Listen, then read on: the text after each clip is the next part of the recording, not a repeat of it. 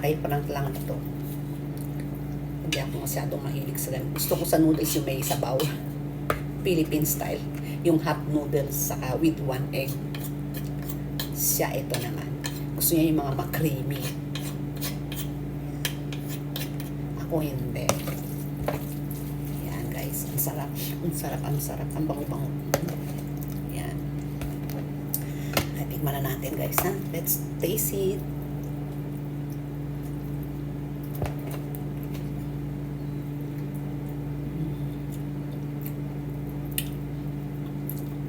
Sarap.